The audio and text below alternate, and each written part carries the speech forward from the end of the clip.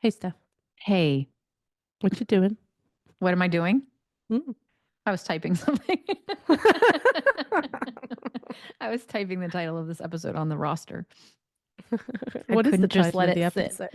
episode? Well, our working titles, of course. What did I working Mm. title? Health concerns and eating. Yeah, yeah, I think that's It'll good. do So, for now. well, let's just mention at the top of the episode, of course, there's going to be a spectrum. One end, we've got full-blown health anxiety, which some listeners may be familiar with. Our dear Steph is as Some well. podcast co-hosts may be familiar with. Yeah, and then going all the way down to, don't know, what's at the opposite end of the spectrum to health anxiety, would you say? Health concern, Hmm. health awareness. Health awareness. Yeah, because we live in bodies. I don't know Yeah. if you know this, Steph. We live in Uh, bodies. So health is going to be a thing that many of us are going to think about and face challenges with at some point. And some of those challenges might actually happen in real life, and some of them we will just live mm-hmm. through our nervous systems, the possibilities of, even if they Mm-hmm. never actually happen. And particularly, I guess, when we're talking about giving up dieting or not dieting, especially when somebody's focus on dieting has had a pretty strong health lens in terms of what they are hearing is important from a health perspective. I don't know if you want to share what you just told me about what your dad said or not. Oh gosh, I will. I will. I will. Guys, Steph just told me this before we started recording, so I think she'd love a chance to get it off I her don't know. chest a I don't know second that it time. would even.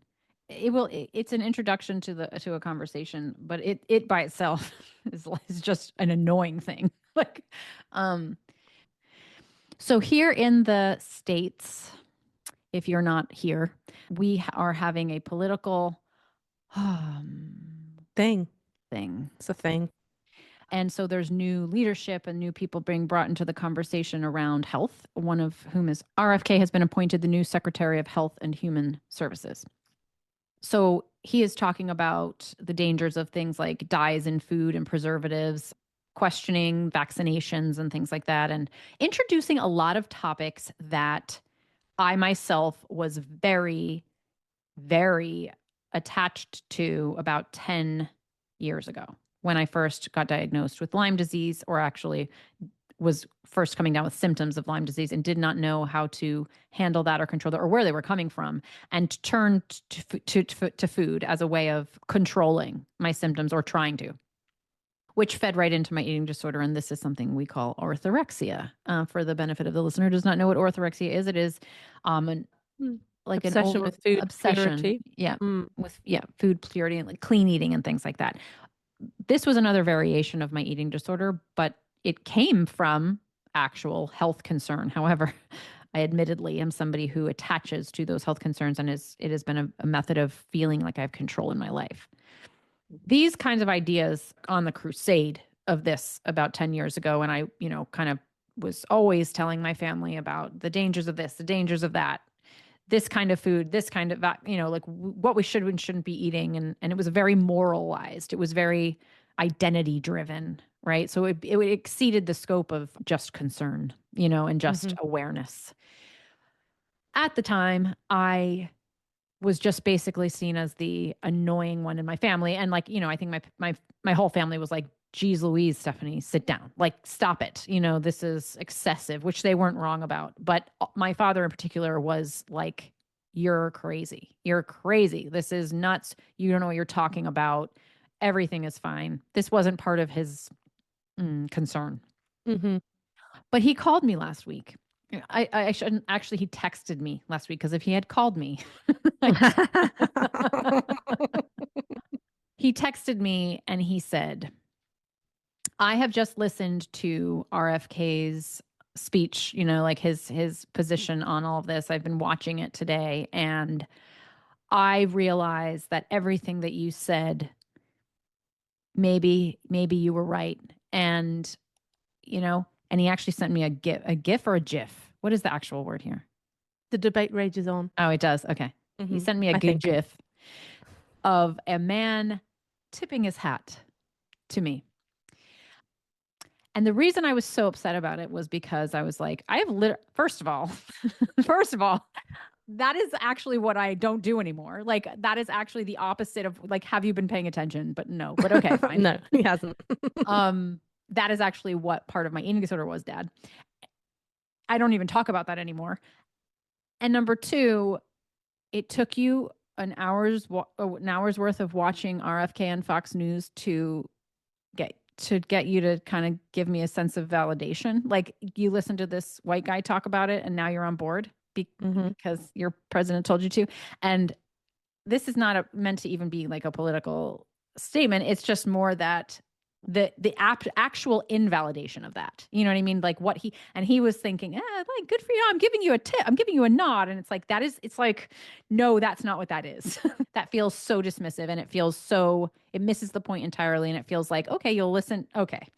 So that was kind of that was a segue into this episode. However, right now in this country anyway, there is, I believe we're on the precipice of moving into that wellness culture space of indiscriminately fearing food.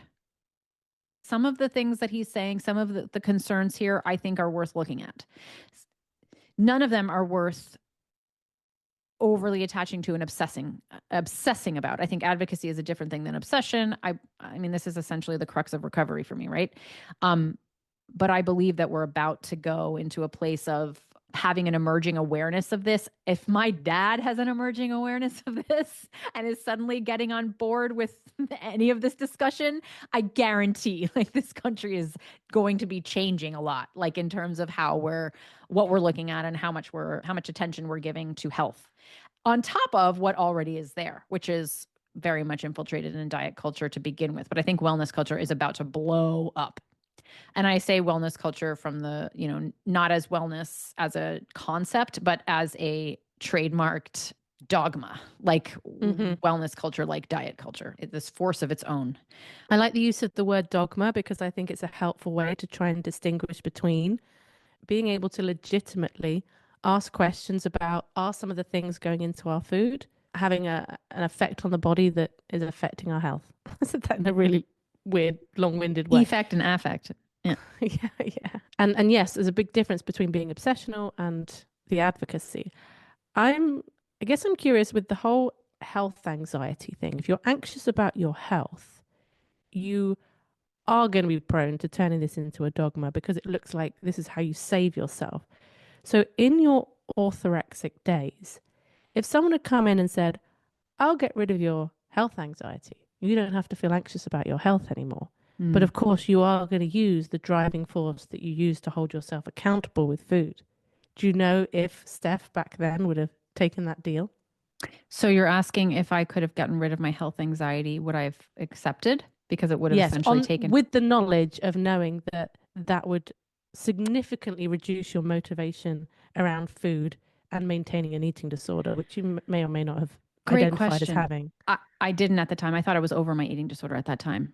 And to be honest, this is a really interesting question because I've recently actually, I think sometimes the way I talk about my former orthorexic self is with a little bit of disdain. Like, I think I have this judgment about myself at that time and like how I was just using health as like another eating disorder, and how ignorant I was. And recently I've actually had a lot of compassion for myself because I was terrified. I really was. And health anxiety is a scary thing. Anxiety in general is a scary thing, but I know ultimately that fear is the worst feeling in the world. And I actually think I would have taken it because I think that the fear is the reason for everything. And it's the reason why that control is exerted. It's the reason why I needed the eating disorder. It all came down to fear for me. And it also has anger and it also has sadness, but ultimately I think it's fear driven. And I have a lot of sympathy for myself when it comes to the way that feels. And I think that at that time, considering how anxious I was, I would have said, I will give up anything to feel better about this. What about if you knew that you would gain weight at that time? So they say, right, you will take your health anxiety away, but you will gain, I don't want to say a number, but let's just say, Yes. I will tell you this. It depends how far down the spectrum I was. So when I was at the very far end of the spectrum, when I was having health anxiety to the point of anxiety attacks and panic attacks, I would have traded anything to not feel that way. And I remember at the time losing all this weight. And I remember sitting in the doctor's office and having a physical. And I remember seeing myself in the mirror across the room and noticing how small I'd gotten. And I remember thinking to myself, I don't actually care. I remember being like, what a waste this is, because I don't need it right now. Like all I need is to feel like I'm not going to die. Like I really thought I was going to go down and leave my kid. Like and all of a sudden I was like, who cares? I could have used this a year ago, but right now it's not important to me. And I remember thinking how ironic, you know what I mean? Like, and I remember that very crisply. That lasted a while. It lasted many months of me having this incredible amount of health anxiety where I was losing weight, and it was secondary to me. It was nothing to me. I didn't even like register it because I cared about something else much more. But later, when I started getting more answers and when I realized that nothing terrible, the sky was not falling, like I wasn't maybe as sick as I had originally assumed I was, because in my mind, something terrible was just about to happen. But I was going through all these specialists and all these tests were coming back okay. And I was still very terrified and I still had a lot of health anxiety. But I think there was a subconscious part of me that was starting to register that I wasn't in danger. I wasn't in imminent danger. And then my health anxiety started to shift a little bit. And I think I came away from that severe, like really far end of the spectrum. That's the place I ended up being orthorexic in, where I more identify with the orthorexia, because it was driven by some other forces. And I think it was this, oh, I can just control everything this way. And I think in that space, I wouldn't have traded it, because then it was just a convenient way to keep moving my eating disorder. You know, I was like, oh, keep doing this. But at the far end of that spectrum, it wasn't that. It was really something else. I think it was more my original fear. Yes. Yes.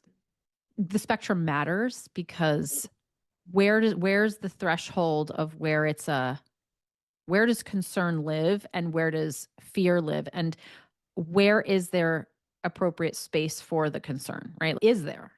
Well, if we're thinking about this as a spectrum, and then at one end, it might be just very valid care and some concern for our health. The fact that our health can be a motivator for certain behaviors in a non-dogmatic, non-self-punishing way.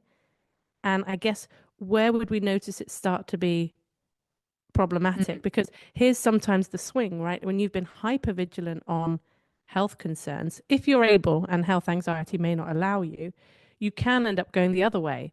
A little bit like with body image, just like you become hyper focused. So then you never look at your body, and you avoid your body as much as you possibly can. And there is a possibility that you can go the other way with health. And before we go any further with this, I just want to say, I don't think anybody has a moral obligation to prioritize health to any degree. And that might be a slightly controversial thing to say, living in a country with a publicly funded healthcare system. Because my dad will say this sometimes as well. He'll sometimes say, no, and it's always about weight, I just need to lose weight because I just don't think that it's morally right for me to be a burden on the NHS, which I think is just his wanting to avoid actually going to the doctors to deal with certain things that he just doesn't want to acknowledge may be present. Or both of those things can exist. I don't want to suggest that he doesn't have that belief as well, but that there can be layers to motivation, but he will think of it as just this. So that as well, especially something like the GLP-1s, I'm hearing it all the time. People's doctors are saying, "Think this is a really good idea. You need to go on this. This will lower your blood pressure. This will do this. This will do that. And then you don't have to have the other medications. Do this." And people feel like they have a moral duty to, whether it's taking GLP-1s with some goal of improving health, whether or not that happens is not the scope of this episode. We did one on it, though. You can go back. Yeah, it's only a couple of episodes ago, I think. It feels this tricky with health because it's so individual, but it's also collective when we have healthcare. It's interesting to think about it from the collective point of view, because I don't tend to come at it that way. Like, it's been such a personal roller coaster that I feel like I'm just still quite like self-interested about it. But I will say, so I have gone to that side of the spectrum and come pretty far on the other side back. I am not somebody who can claim that I've got neutrality around this, because I do still funnel my anxiety at times into my health stuff, not through my behaviors with food at all. And I honestly mean that, but I do still fear stuff. Can I just ask then, how do you separate the two? That's what I'm going to tell you. Oh, sorry. Yeah. Tell us, Stef. Yeah, because I've really worked. I mean, this has been a journey. And again, I still have some anxiety about my health, but it doesn't infiltrate the food. And the difference is it's a felt sense. I still have health awareness. I still have some, I think, grounded health concerns. Like, I do value nutrition. I do think about what's in my food. I do care about where I'm sourcing my food and things like that. I care about it. I have an awareness of it. I have permission to care without feeling like I'm restricting. But I also know that the reason that feels safe is because it doesn't feel like a front for anything else. It just feels like truly a very grounded, what's how Evelyn Tripoli talks about it in Gentle Nutrition. Basic nutritional wisdom. It's like basic nutritional wisdom, basic health wisdom. It feels clean. And I don't mean that like clean eating. I mean, like, it feels clear. Mm-hmm.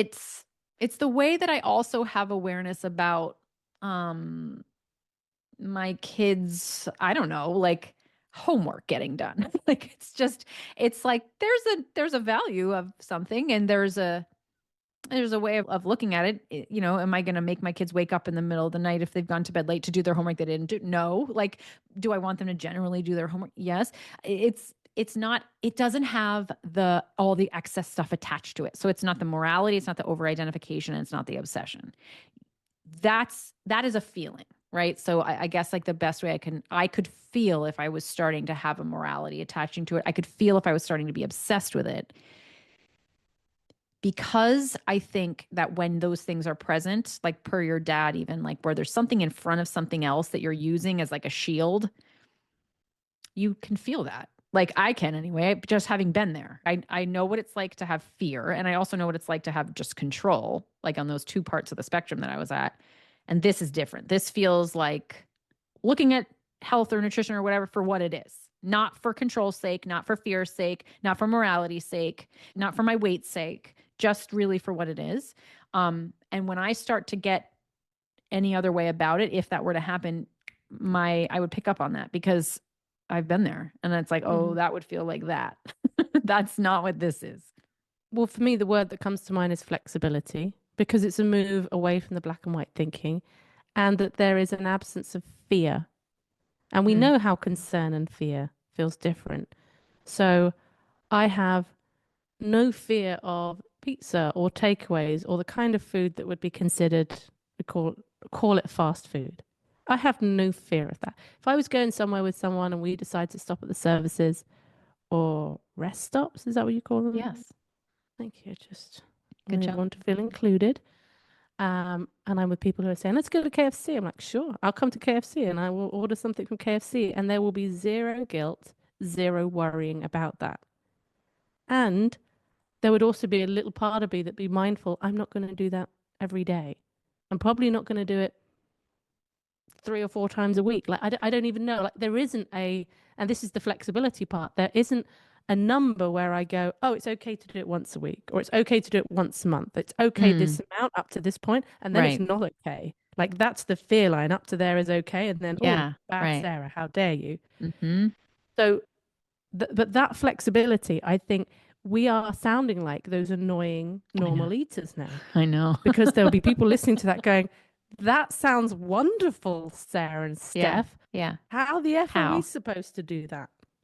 I don't think you can do it before you have the safety inside. And it's like, how do you have the safety inside? And that is every other episode. You know what I mean? That's been a road, right? Like of lots and lots of work. It's not like, oh, I just choose not to have the obsession, morality, and over-identification and fear. It's like, oh, that became possible from a regulated nervous system, which became possible from all the things we talk about, from eating and from responding to my hunger, from eventually being able to respond to my fullness, to deconstructing food morality, to going out of my comfort zone, to thinking about my body differently. All of these things collaborated to create something safer inside than what had pre-existed. And that allowed regulation to exist, which allows you to think clearer. Have you ever been in that situation? This happened last night. I got into a conversation with certain members of my family. And in the moment, I became really like dysregulated. And I was just having like all these thoughts. And I wrote down a response to a text that at the time, like there's always this part of me that like knew I shouldn't send it. But another part of me that was like, I have every right to say it. And just send it. And so, and then I wake up in the middle of the night and I go to the bathroom and I'm like remembering it. It was like quite early in the morning almost. And I wasn't in that dysregulated space anymore. And I thought about the text and I was like, no, you can't say that. And it was like nothing changed. I didn't do any self-help work between last night and when I woke up in the morning, but my state was different. So I could see it differently. It wasn't like, oh, how did you do that, Stefanie? How did you do that differently? How'd you think about it differently? I didn't. It just is my state changed, right? So have you ever like sort of had that experience where you're looking at the same thing and you just in one moment, it's like with food where like some days it's not hard, and you're like, what the heck? And you're trying to do all the calculations to figure out why. But I believe it's more of just like a state for a lot of different reasons, whatever your state's in. And that's how I feel about this. It's like my entire state changed around food and my body and me, my whole self. And that enabled me to be able to see this differently, to be able to look at health and understand it as information to work with rather than looking at it through the lens of fear, which is how it was taught to me, not only through my nervous system and my anxiety itself, but also through diet culture and eventually wellness culture, which was that these foods are going to make you fat. These foods are going to make you sick. These are the ones that are good, and these are the ones that are bad. And when you're looking at food through these lenses, you're going to be dysregulated because that's how it's fear-mongered. You know what I mean? Like that's the way you're looking at it through. And in order to not do that, it's like a completely different perspective we have on that. And that's cultivated, I think, very intentionally because no one else is going to do that for us. I mean, no one else is going to untangle the morality and the fear around food as it pertains to weight or health unless we're doing that ourselves. Well, it's feeling a bit like now I'm getting rid of this feeling of, so what is it we can offer that is helpful to somebody in this episode as opposed to just go back to episode 1, guys, and then the accumulation of everything that you have listened to will bring you, if that creates a sense of safety and it changes your state. Yeah. I think one understanding that from the perspective of if we recognize that our state is creating this experience as opposed to the experience itself, which is just the anxieties and the fear is going to tell you it's true. Yeah. It's going to tell you, you need to cut out sugar. Like 1, you're out of control around it. And 2, it's so bad for you. It's been linked with so many things that these sugar binges, oh my goodness, like think what they're doing to your health. Yeah. I think for me, where I went with that, and I'm not somebody who's experienced health anxiety, but I certainly had that feeling of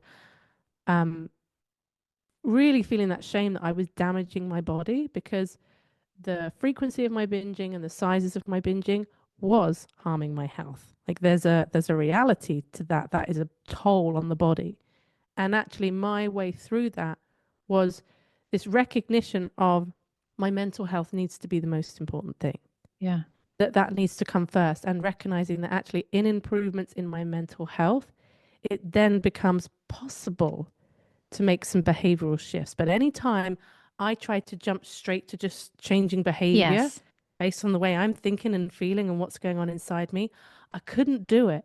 Kept trying to cut out sugar like every other week and feeling completely unable to do that. So that shift, 1, it gave me a sense of, oh, I am doing something that's taking care of myself by this focus on my mental health rather than this panic of, I need to fix this binge eating problem in order for my health to improve. Yes. I think that is a key takeaway, right? Like the mental health piece, because essentially this is the same as finding regulation. It's just different words for it. Like coming from that place and understanding when we're not in that place and how that's interrupting our urgency about the thing. And also to note, okay, well, the second piece of this to me, there's two other tips. I hate tips, but like that I would say, are would to take away from this. And one of them is, I mean, this was huge for me, really. Maybe I take it a little for granted, but is changing where I'm getting my information from. So I used to follow all those people like Food Babe, all the hormone gut health cleansing, Mark Hyman, right? Like all of these Yes. people who are very much on that wellness culture, who are telling you how dangerous food is, right? Now, honestly, some of what I learned in that era of my life, I took in, I fearmongered it, and I got obsessed with it and ran away with it. Some of it, I'm like, that's interesting. Is there anything here for me to continue to learn from? Do you know how I figured out what was worth taking and what wasn't? Is I balanced things on the other side. So there's also people out there, and more and more now than there ever were, who are talking about like debunking some of it. There's people out there who are talking really rationally about this stuff. People like Food Science Babe. I forget what her name is, but why are these? Okay, can we just stop for a second? well, It's she not did my it place as to to judge. make funny. She did it to make fun of. Okay, so it's almost She was ironic. ironic about it. Okay, that's fine. That then. was why That's she did fine. it. Because she was following Food Babe. She's a scientist, and she was like, all right. And she started an account, and it's called Food Science Babe. And she started out by debunking all of Food Babe's stuff. Okay. Ben Carpenter does a certain amount of looking at things with a regulated lens. Dr. Adrian Chavez is that how I don't know if I'm saying his name correctly. I don't know who he is. I don't want to recommend. Okay. I think who you're following and who you're getting your information from is very, can I add one very before important. you go? Yes, please do. Marcus Kane, good old Marcus Kane, who's been on Mm. the podcast, Strong Not Starving. I think he's a great resource because he will talk about these things in very nuanced ways. But to be countering the fear mongering is a fantastic way of understanding there are multiple perspectives on this thing. I learned a lot from, I would listen to Food Babe and I'd be like, oh my gosh, everything is terrible. And I can't eat anything. And then I would listen to Food Science Babe and be like, oh, that thing she said, that thing Food Babe said, here's the science on that. You know what I mean? And then over time, having collected both sides of information or multiple perspectives on it, I started to think, okay, what do I think then? Like, given that there's more nuance to this subject than just what's being presented to me and seeing different sides of it, how can I take the information that I need from this and be able to think more independently about it? And I think that if we're not aware that we're only getting one side of an argument, I think the same way about politics, to be honest. Any side, like when I read one thing or hear one thing, I'm like, what is the other side saying? Mm-hmm. Because I want to know. I know I'm missing information. So I want to make sure I've got all the information from both sides or all sides before I'm synthesizing that information and figuring it out for myself. And it's no different here.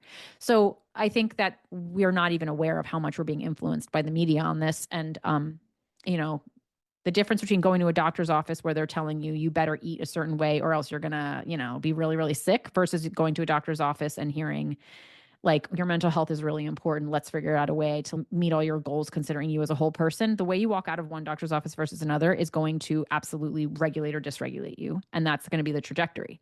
So we need to be, sort of doing that a little bit more for ourselves too. Mm-hmm.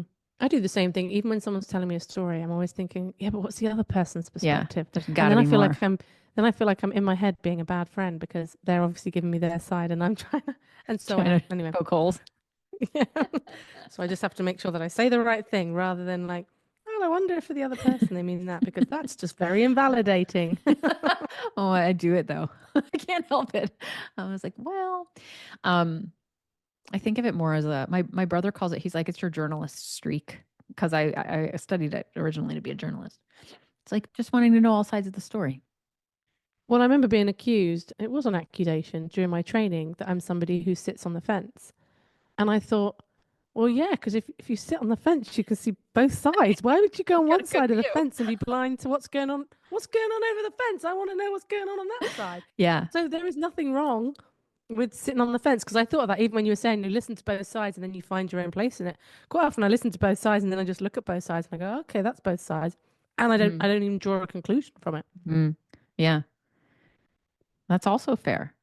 The third thing that I did want to say is, aside from regulating or prioritizing mental health and collecting more information from more points of view, the third one would be understanding that if you do have health aware, if health is important to you, it's okay to address it. And this, I think, speaks to the more emerging anti-diet movement and what that's producing as far as fearing having any association with thinking about these things. We wouldn't have had to talk about this 5 years ago, but we do now, where it's almost seen as a violation of recovery in some way, or of, body neutrality, or not being a member of diet culture anymore, to think about these things. And it is okay to think about these things.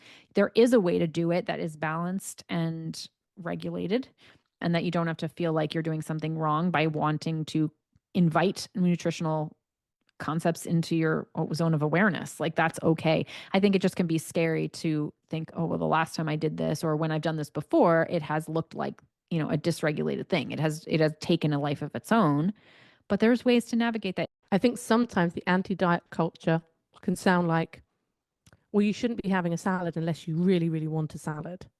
Mm-hmm. And sometimes it might be a case of, actually, I haven't had, I'm a bit aware that I haven't maybe had many vegetables the last couple of days. So that's my thinking mind that's going, I'm going to add in a salad, or maybe I'm going to go for a salad, as opposed to, oh, I'm listening to my body, and my body's telling me to order the salad. So that's okay. That's not diet culture. Right. You're not allowed to choose it from any other perspective. Right. But it's like, if you're going to use your mind, which, we're going to have to at some point, but the idea of, like, there is a place for using your mind to just make a decision, like your thinking mind, as opposed to, oh, I'm doing this because I'm really responding to how I feel. That's kind of taking it to another place. But unless you've done the deconstruction work and you've really worked through the mental restriction stuff, it doesn't necessarily feel safe to make those decisions with your mind, because you don't know whether you're being influenced by the restrictive part or not, which is why, all the stuff that we talk about in terms of the being able to recognize when it's coming up, and softening that as well. It just feels softer when it's a decision. It doesn't feel like a should. If I'm going, no, I'm going to deliberately add in some more vegetables because I'm conscious that maybe I feel like I haven't, or I know I haven't had a lot over the last couple of days. It doesn't feel like you should have vegetables because you haven't had many vegetables later. It makes sense, because when you get rid of that that was dichotomous to even say that. When you soften the dichotomous thinking, I think that's the time that you can get more in touch with your wiser self, because wisdom isn't dichotomous. Wisdom, in my wise opinion. Wisdom is not dichotomous. Or it can be. That's the thing, because even that is a dichotomous statement. So it goes into layers of that as well. It is and it isn't, because it can't be dichotomous or not dichotomous, because it's not going dichotomous. all philosophical now. Yeah. I think, speaking of philosophical, if anybody likes these philosophical moments in our podcast, I have started a new YouTube channel called called the Conscious Growth Therapist. So if you're interested in these kind of more philosophical, existential themes, come see me over there. Because YouTube is holding back binge eating content, so I now have 2 channels. So just to let everybody know, come see me. Come say hi. Okay. The Conscious Therapist back on to YouTube. health. Thanks. Sorry, say that again. The Conscious Therapist on YouTube. No. The Conscious Growth Therapist. The Conscious Growth Therapist. Because at one point I was going to call it the Conscious Therapist, but I thought it sounds a bit grandiose. It sounds like, oh, I'm just so conscious. You know what I mean? It sounded like I've achieved some kind of like self-actualization. I'm the Conscious Therapist, and I'll teach you guys how to get up here with me. So, okay. So now you call it Conscious Growth Therapist. Got it. I think, just to wrap this episode up, just thinking about why people might have come to it. One of the things being, like, if we are stuck in a binge restrict cycle, or we're still not feeling stable around food, and we have health anxiety and we have health concerns, like, how do you navigate the value of recovery, but also this value of health? Should I go as far as to say, like, well, I'll go as far as to say for people like me, for people where I had come from, I had to deconstruct the morality first. I had to sort of make everything feel safe first, and then I could integrate some of my basic nutritional health stuff. Like that came second. It was a staged approach because I couldn't just jump right into the health values because they were too embedded in my diet culture values and my need for control, and that they were so knotted up that I couldn't have pulled on one string without pulling on the others. And in order to radically untangle them, I had to radically untangle them, and I had to leave the health stuff aside for a bit. I also recognize that that's not available to everybody, and some people are dealing with things that that need addressing right now. And I still think there's ways of managing these things. It's not a hopeless situation. But a couple of weeks ago on the podcast, we had Melissa, who is a therapist and who is setting up a free support group for people who are on this non-diet journey, but have concerns about how that might be affecting their health. So if this feels like it's a big thing for you and maybe you feel like it's impeding your recovery, it might even feel like it's getting in the way of deconstructing the morality because this stuff is so loud. Getting that support and being part of that support group might be a good shout. Yeah. And we'll pop some details below for that, or you can go back to and listen to Melissa's episode and find it over there. Over there. Yeah. All right. Thanks for joining us. And we hope this has been a really conscious, growing episode of the Life After Diets podcast. I've been trying to have like a little thing to end my videos on, that I say at the end of every video. And what is it? It's like something like stay conscious and keep growing. Like a tagline? Yeah, tagline, that's the word. But it just feels a bit, I don't know. I have done it on the last few videos, but I need to work on the delivery. Yeah, you have to really believe it to be convincing. Or just to do it a bit more tongue in cheek. Ah, okay. I don't want to be too earnest. Stay conscious. And keep growing. No one can see me. Except on YouTube. Are we even still recording? All right. Sure. Goodbye.